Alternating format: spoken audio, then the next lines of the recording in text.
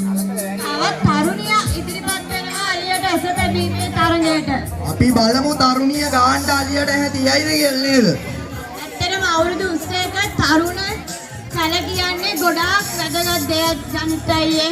අනිවාර්යයෙන්ම අවුරුදු උත්සවය සංවිධානය කිරීමේ ඉඳන් මේ තරඟ වලට සහභාගී වීම. එතකොට සමගිය ධර්මත්වයේ වගේ දේවල් පිළිබිඹු කරන්න තමයි මේ තරුණ කට්ටිය ගොඩක් මෙහෙන්නේ.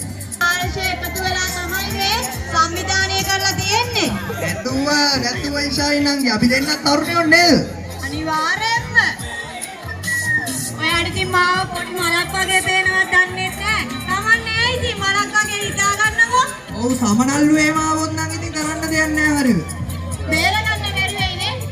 තවත් තරංකාරුවෙක් කනාමුට්ටිය පිටින් වල ආසන්නයි. අයියෝ තව දශමයක් තියානම් කනාමුට්ටිය බිඳනවා මම හිතන්නේ නේද?